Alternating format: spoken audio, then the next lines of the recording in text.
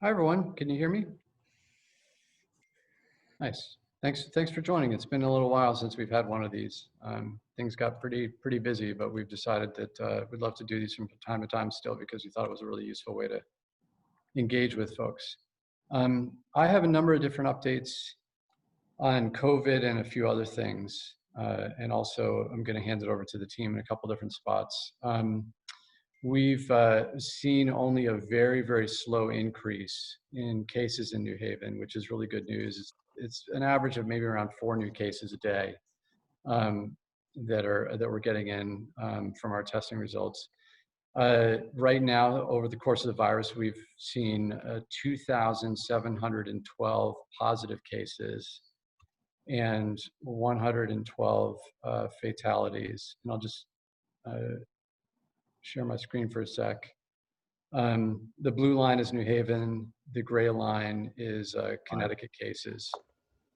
And so you can see that overall our trending is in a really good place. And I think a lot of the reason for that is people following the social distancing guidance, and really people wearing masks. I've been seeing people wearing masks everywhere I go, and occasionally you'll see someone not wearing a mask, but generally people have really been abiding by those orders. I also think we've had a little bit of luck, and we just need to be super vigilant given what's going on in so many other states, and given the upcoming 4th of July weekend where people might be gathering together. We need to keep on top of this and keep vigilant. For a couple updates on testing. So as has been shared, at least with the New Haven Independent, we've changed a little bit of our testing situation. We continue to have Dr. Murphy's group doing testing at Chapel and Day twice a week. We started to do one day, Wednesday on the New Haven Green, and we'll continue to do that. Yesterday, we had 98 people be tested on the Green, which was great because we didn't really advertise it a lot. And so we anticipate that site just being much more utilized because of the convenience of downtown. Compared to many of our other sites where we've had Dr. Murphy testing, that's really high numbers. And so we were happy with those results. We're close to finalizing the agreement on the Strong School, the use of the Strong School by Yale New Haven Hospital for testing, and hoping to finalize that relatively soon and move that forward. And I know that the hospital is looking for a couple of other sites around the city. And I will be sharing some information down the road on that. And Fairhaven Health and Cornell Scott are still operating their 2 testing sites. On the individuals experiencing homelessness, as you'll recall, there were 2 hotels that were housing people experiencing homelessness. We've tested everyone in both of those hotels, and each hotel had only 1 individual that tested positive, which is really good news. And again, a sign that in Connecticut, our cases are pretty low right now. Yesterday, we moved everyone to just 1 hotel, and that's because of a decrease in the demand for rooms. Typically during the summer, there's a decrease in demand for shelter because the weather is nicer. But also our team, in partnership with a number of the nonprofits associated with the Coordinated Access Network, have been working very hard to house people. So far, 222 people have been housed, and 59 just in June. There are approximately 120 to 130 people left in the hotel, and our goal is to house those remaining individuals by September. There's been a ton of work going into that, and I think the vision of ensuring that people that needed a shelter before don't have to go back to a shelter, and us doing that in a really comprehensive way is something that is inspiring, and we're seeing that actually come to fruition, not just in New Haven, but around the state with the 1,000 Homes Initiative. Nursing homes. Director Bond, would you mind giving an update on nursing homes? Sure. I'm going to share my screen. c- Can you let me share the screen? So currently for nursing homes, we've been still monitoring and tracking the cases. There's been a lot of PPS testing, point prevalence survey testing, being conducted by local partners, both at the state level and of their Fairhaven Community Health Center. We've seen a slight uptick with cases at at advanced nursing, Grimes. We had an additional 6 cases from the 99 that we previously reported. And at Regal Care, we have seen 7 additional cases from our previous report early in June, from 57 to 64. So we will continue to monitor that and work with, I'm going to share the screen now, and work with the state as well as the local partners to ensure that the health and safety measures are being adhered to. And so this is just an example of sort of the cases. So it's a slight uptick in 2 particular nursing homes.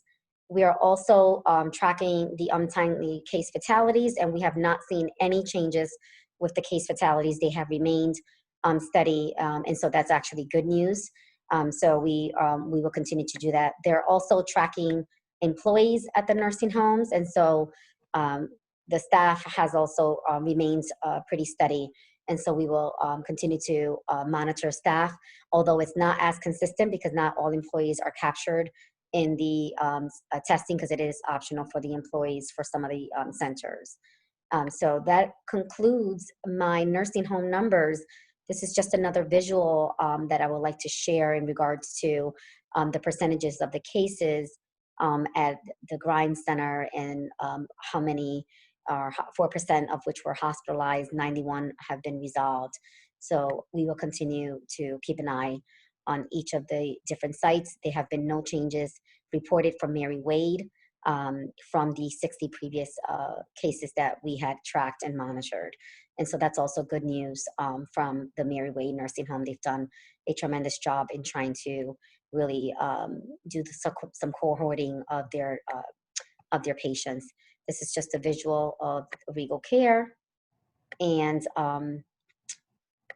I will certainly share this if anyone needs any of the images. And then this is also the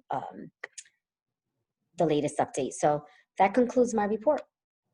Thanks, Director Bond. Just a few other updates. I think it's been a while, so there's a lot to cover. We have closed our operation at the University of New Haven. As you recall, there were public safety officers that were staying there to reduce their risk of potential exposure to COVID. And we no longer have the need for that site, and we're very grateful to UNH for letting us use that site. Albertus Magnus, as you'll recall, is a site that we are using for people that test positive for COVID, but may not have the ability to self-isolate for a variety of different reasons. We've had a couple people stay there, but currently there's no one staying there and it's on standby. We're really happy to have that site in case there's the need for it. We're going to be hosting an events webinar next week. We haven't finalized the day and time yet, but the goal of that will be to share some of the governor's guidance on if people are hosting an event, like street festival, those sorts of things. And we're doing that as a part of our initiative to help support organizations that as we slowly open up. And on the events note, the Grand Prix has been canceled. Splash pads have been turned on, and so they are now operational. 4th of July. We're just a reminder to continue to wear masks and social distance as people get together for celebration of the holiday. Lighthouse will be open, Lighthouse Point Park, and we'll be increasing the capacity of the number of cars that go inside from 100, which is what it currently is, to 250, which is still lower than the maximum capacity. We've been pretty happy with the results so far after we opened just around Memorial Day, and think that we can increase it so that more people can use the park. And also on the July 4th weekend, I wanted to turn it over to Chief Alston to talk about fireworks. We've had significant complaints about the use of fireworks around the city. We're not alone. I know that other cities in Connecticut and around the nation are experiencing the same thing. And I wanted to ask Chief Alston to share a little bit of what we're doing in that area. Sure. Thank you, Mayor. Good afternoon, everyone. Fireworks have always been a symbol of celebration, ending of wars, celebration of our independence. We kind of expect them during the holidays, 4th of July, Memorial Day, New Year's. We have seen an inordinate number of instances. Give you an example, data we're tracking last year, first 3 weeks of June, we had approximately 30 to 40 calls for fireworks citywide. This year, the same time frame, over 300. They are into the night, many times between 8 o'clock and as soon as it's dusk, on into 2:30, 3 o'clock in the morning. We're concerned about that. We're concerned on the health and safety side because fireworks, for the most part, are illegal in the state of Connecticut. In other words, if it goes boom or goes up in the air, it's illegal. And we know that people are selling them. We're getting reports of places that are selling them, and we're investigating them along with the Connecticut State Police. We are looking into those matters, but there are so many injuries, and many times 44% of the time people are injured. And I won't put any of those images up, but there are horrific injuries where folks have lost fingers, whole hands, holes in their sides, their clothes have caught on fire. It is a major concern. On the health and safety side, we're concerned about our elderly, those with diminished capacity, our children, our pets become disoriented when the fireworks are going off.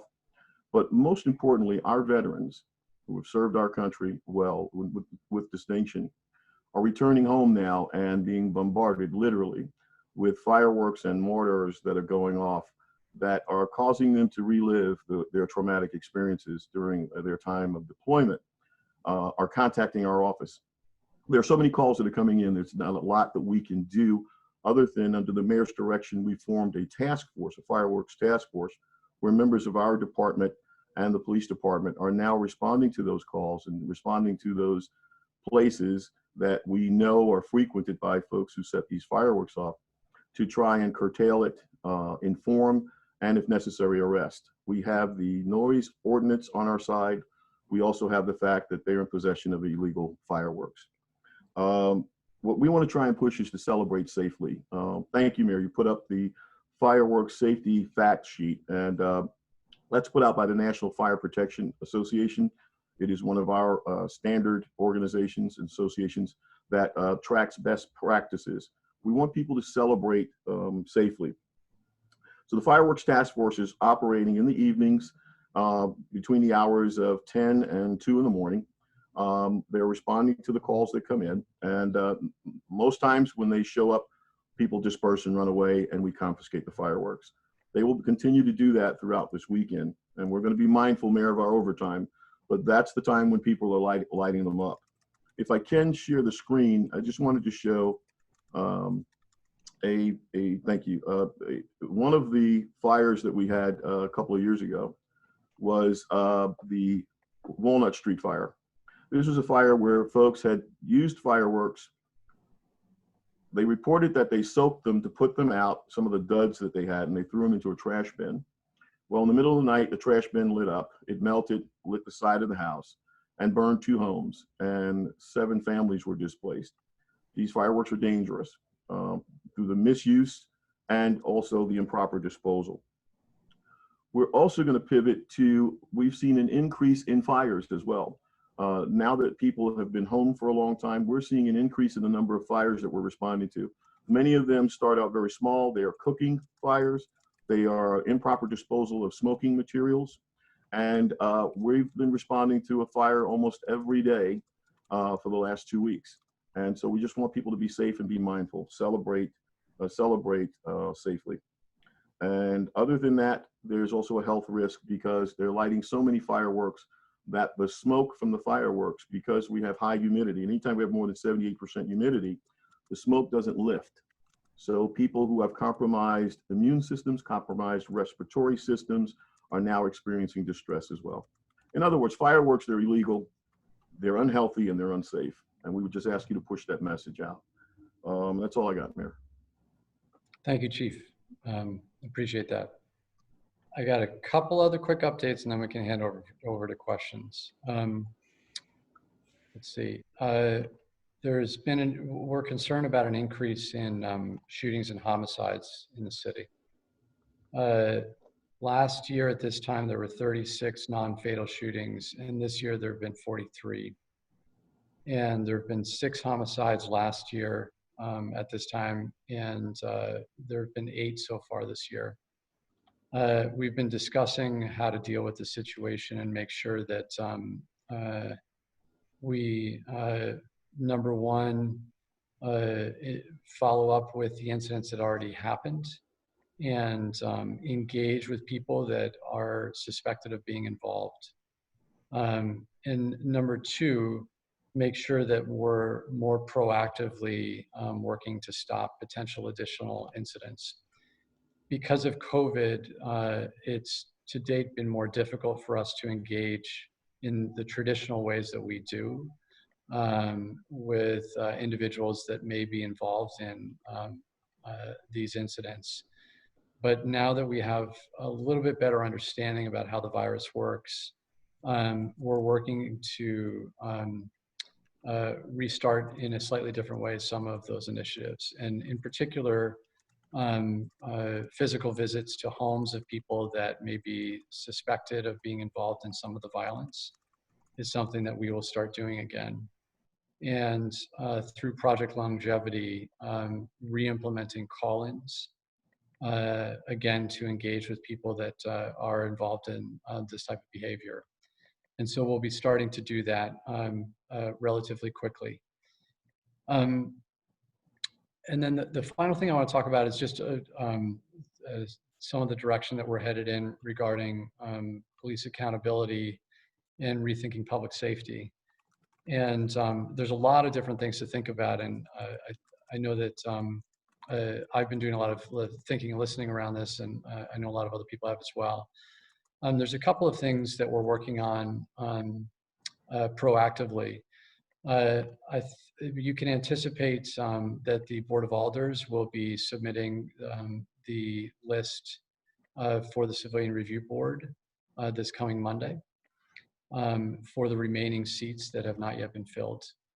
I've provided some suggestions to them on names.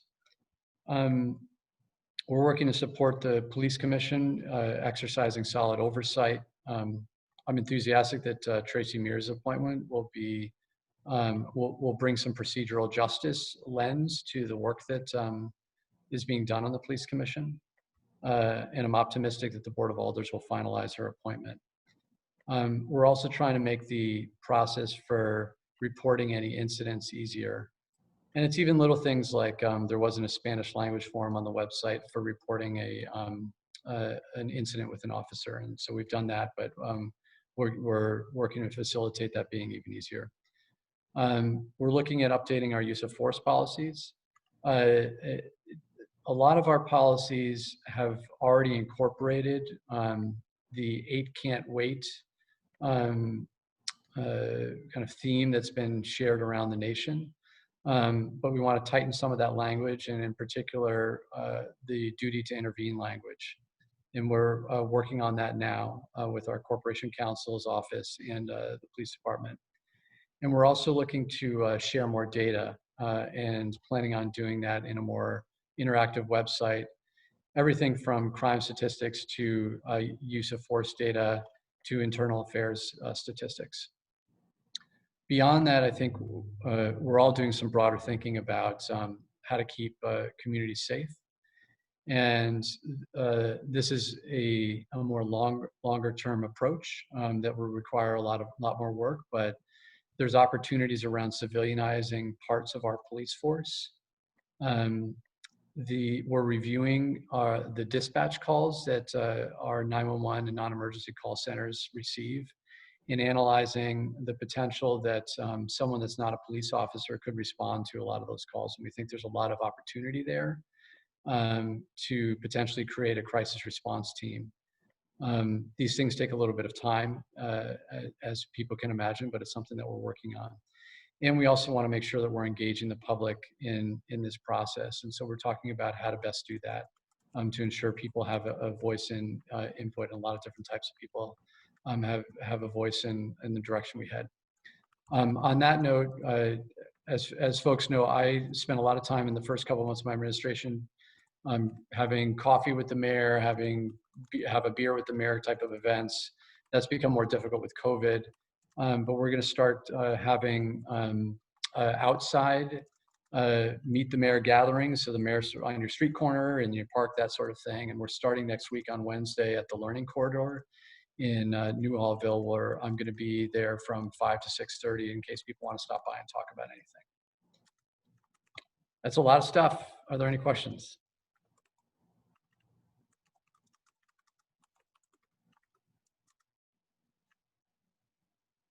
Go ahead, Tom.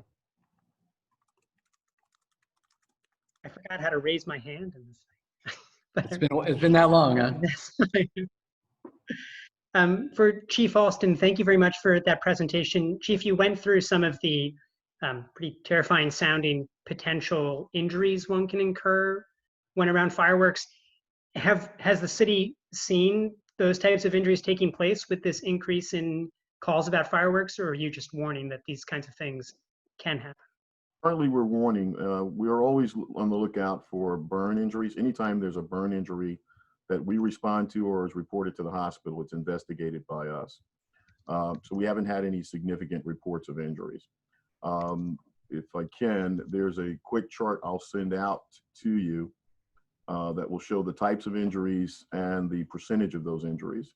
But if you just go on and search the web, you'll see some of the types of injuries that we hope we'll never experience here in the city of New Haven. Thank you. And Mayor, do you have any updates on when City Hall, or kind of what's taking place at City Hall? Is it open to the public now, or are departments currently working from City Hall, but it's not, I don't know, is there an update that you can give about what's happening at City Hall? Mr. Jackson, do you want to handle that one? Certainly. So we have a cascading series of items happening at City Hall. Certain offices are open, tax office, accounts receivable, assessor's office. Other offices are open by appointment only. And so folks who are looking to utilize city services at 165 Church or 200 Orange should call the office and get an understanding of what their open or what their posture is at this moment. Other items such as public works, parks, obviously police, fire, and dispatch have stayed open the whole time. But the word to the residents who are seeking services is call first, and make sure that you understand what the posture of the office is. And that's true for tax office and assess, the ones that you just listed that are still City Hall residents. Those are open. Assessor, collector, accounts receivable are open to the public. However, it's different than it used to be because of social distancing, and so we're sort of snaking lines around the first floor of City Hall, and many people don't need to come to City Hall. That's another thing that hopefully we can get the message out on. Because you've come to City Hall to pay your taxes for the last 10 years doesn't mean you need to come this year. There are other ways. You still need to pay your taxes, but you pay your taxes, but you don't necessarily have to come in. And so I would encourage folks to pick up the phone and call before they come in, just to protect them, to protect their families, protect our workforce. Just call in advance. Thank you. I see Gage just wrote first floor of 165 to me. Does I that was mean the just first floor? explaining a lot of those departments are on the first floor Oh, of I see. Okay. 165 Got it. Church Street. Very cryptic. Sorry about that. No, thank you, Gage. Yeah, so Tom, we did kind of a soft opening. Was it like 2 weeks ago, Scott? A little bit more than that. We have processed probably at this point 22 or 2,300 people through the building at 165 Church Street, without advertising it, without making a big splash about it, just saying we are open for business. And I don't know if you have updated information, but when we did that soft opening, my understanding is that we were pretty much the only municipality in the state that had opened. Is that correct? That is correct for unscheduled access. That is correct. We went through CCM to do a little bit of run through the other municipalities, and it appeared that we were the first to just open the front door. And Tom, you can if you come into City Hall, there's some of the kind of infrastructure changes to just ensure that people are safe. There's a front desk now that's been set up with plexiglass to guide people when they come in, and there's stickers on the floor for social distancing, those sorts of things that Mr. Jackson has been spearheading as a part of his role in helping City Hall reopen. Thank you. And then one last question for you, Mayor, and it's kind of a bigger picture one. As you know, even though New Haven's and Connecticut's cases and hospitalizations seem to be on pretty steady decline, that's certainly not the case around the country. And so I wonder, as you reflect on all of the actions that the city took towards the start of this crisis, what you think the city might revert back to if we do see an upswing in the fall, or what you think worked particularly well and what didn't work well? Any reflections on what the city did and might do again if there's another uptick? Sure. So one thing I think that is interesting is the states that were hit very hard in the beginning of this crisis generally are doing better now. And I think that some of our compliance with the social distancing and mask wearing is because our state and New Haven have worked very hard to base our decisions on science and not political rhetoric. I think some of it is also because almost every single person in the state has experienced COVID-19 personally, with a relative that's gotten sick, themselves that have gotten sick, or a loved one that's died. And because of that, I think people understand the severity of it and are much more likely, because of that, to follow the guidelines we're putting out, because they know that if they don't, what can happen. And so my general sense is, and my hope is, that we will keep this low trend because of the work that people are doing. All that being said, inevitably we're going to be having other people from other states impacting us. And I think the things that we have done very well and will do even better now because of the strong partnership with the state is around contact tracing, to be on top of things quite quickly. The fact that we have a facility to allow people to self-isolate who may not. The fact that I don't think that there's as much concern about shame around the virus as there was initially, because there was a lot of unknowns about who was getting it and who wasn't. That people are more likely to get help quickly and proactively get tested. I think that as far as things that could have gone better, I think we'll be thinking back a long time on that. I think in general, we all probably could have done a lot more work on making sure nursing homes were supported, and the state system now, in partnership with our local federally qualified health centers, in testing and separating people out, dramatically will reduce the I believe, will dramatically reduce the potential for significant outbreaks in our nursing homes. I think that's one area that we could have done better initially. I'm sure there's other areas as well. Thank you. Yep, Brian.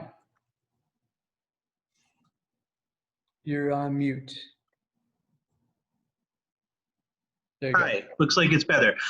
So I'm curious about, obviously the state is preparing for schools to return in full in the fall. It might be a little bit more complicated for New Haven, running an inter-district magnet program and just being a densely populated urban district with pretty full schools. Is that something that do you feel like the city's supported by the state in a full return to school? I think that we've got a lot of challenges to work on this front. And it's everything from making sure that, for example, the state's given parents the option and families the option to not send their children to school if they don't feel comfortable. And that makes it difficult for a teacher that has to teach in person and offer online learning to children to actually do that. The state's requiring every school to have a nurse. And as folks know, we have serious budget problems, and we currently don't have a nurse for every school. And so we have to figure out a way to manage that. And there's a lot of different examples of like that will make it more challenging for us to work through what things are going to look like in the fall. I know Dr. Tracy's team is working very hard on that. I was on a call with her executive team earlier this week, just listening into how they're processing all these things. And we'll figure it out. We always do, but I think it's not just either you figured it out or you don't. Particularly with the access to online learning, it's just very, very difficult for us in New Haven to provide the kind of quality education that a suburban town might be able to provide.